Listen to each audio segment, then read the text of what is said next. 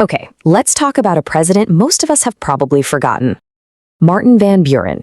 Yeah, the guy who was president during a huge economic crash. A total one-term failure, right? Well, what if I told you that same guy was also the architect of the political system we're all living in right now? It's a huge paradox, and we're going to unpack it. So this is the central question, isn't it? How can this guy, who's basically a footnote in most history books for being a quote-unquote failure, also be one of the most important political founders in all of U.S. history? It doesn't seem to add up.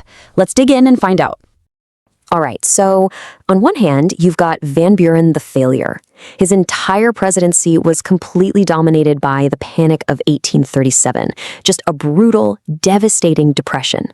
But then, on the other hand, you have Van Buren the founder, the guy who literally architected the modern Democratic Party and created the two-party system we know today.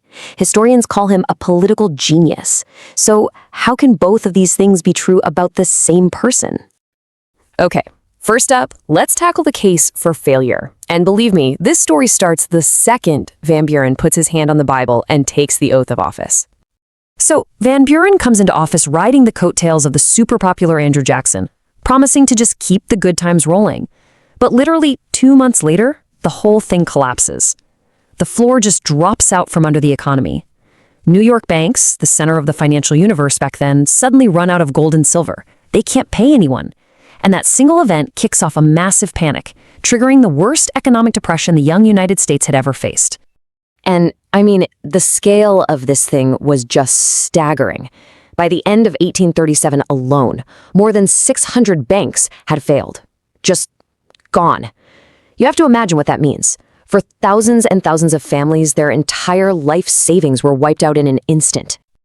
This wasn't just a Wall Street problem either. The crisis rippled out everywhere. In the South, where cotton was king, prices just plummeted. We're talking a 40% drop. And up north, in the big cities, it was a human catastrophe. Unemployment went through the roof. Think about it. Something like 15% of people were out of a job. It was devastating. So what on earth caused this? Well, the truth is, Van Buren basically inherited a perfect storm. His predecessor, the famous Andrew Jackson, had dismantled the national bank, which was kind of like firing the referee in the middle of a game. Then, Jackson's policies suddenly required all government land to be bought with hard currency, like gold, which nobody had. You mix that with some really speculative lending from other banks and a credit crunch coming from England, and yeah, you get a total economic meltdown.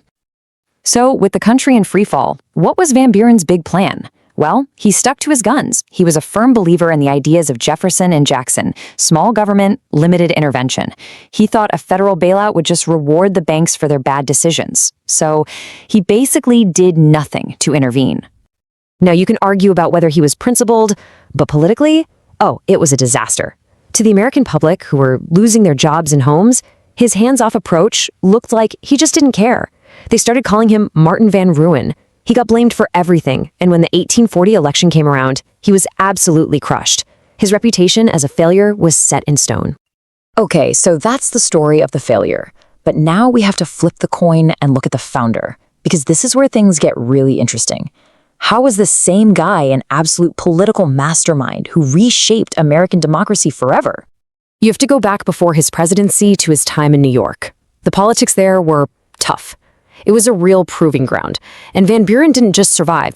He mastered it. He created something called the Albany Regency, which was basically one of the first real political machines in the U.S. It was all about organization, loyalty, using government jobs to reward supporters, that's patronage, and having everyone stick to the same message. And it worked. They dominated. And here's where his genius really kicks in. He looked at what he'd built in New York and thought, hey, why can't we do this for the whole country? He came up with this radical plan to build a national political party, a coalition that would unite two groups you'd think would never work together: the planters in the South and the regular working folks, the plain Republicans, up in the North. And you have to understand, this was a revolutionary idea. The Founding Fathers, they hated political parties. They saw them as these evil factions that would just tear the country apart. Van Buren comes along and says, nope, you've got it all wrong. He argued that organized parties were actually a good thing, a smart, sensible way to manage conflict and make democracy actually function. But there was a price to pay for this unity, a really big one. To hold that fragile North-South alliance together, Van Buren knew he had to keep the single most divisive issue in the country off the table: slavery. He made a conscious choice to sideline it, assuring Southern leaders he opposed abolition. It's how he got the label, a Northern man with Southern feelings. All right, so how do these two completely different legacies, the failed president and the political genius, actually meet? Well, it all comes down to his response to that economic crisis we talked about, the Panic of 1837. His solution was a new system called the Independent Treasury, and for the time, it was a pretty radical idea. He basically wanted to completely separate the government's money from all the private banks. Think of it like a firewall. Instead of putting taxpayer money in banks where it could be lost to risky speculation, he said, let's just keep it in our own secure government vaults. You know, there's a really great analogy for this. Imagine a city planner is in charge when a huge earthquake completely flattens the city. The public is furious, they blame him for the disaster, and he gets fired. But the stronger, smarter building codes he designed are the ones they use to rebuild the city, making it way more stable for the next 100 years. That, right there, is Martin Van Buren. And that brings us to the central irony of his whole career. The Independent Treasury, the very policy that got him labeled a failure and cost him his job, turned out to be his biggest long-term success. It was incredibly unpopular at the time, but it gave the country a stable financial system that lasted all the way until 1913, when the Federal Reserve was created. Okay, so after all that, what's the final verdict? Failure or founder? Let's try and make sense of his very complicated legacy. When you look at the evidence, it's pretty clear. The verdict is split. When it comes to his actual presidency and managing that economic crisis, yeah, historians pretty much agree he was a failure. He's often ranked way down at the bottom of the list. But as a political founder and architect of the system itself, he's seen as a huge, singular, and significant success. And in the end, that's how the paradox kind of solves itself. He was a political failure as president because of the exact same long-term thinking that made him such a brilliant political founder. He made a choice. He prioritized long-term stability for the country over his own short-term popularity. And boy, did he pay the price for it. So, the story of Martin Van Buren leaves us with a really big question, one that's just as relevant today.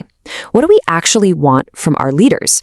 Do we want short-term popularity and quick fixes, or do we want long-term institutional impact, that foundational work that might not pay off for years or even decades? It's something to think about.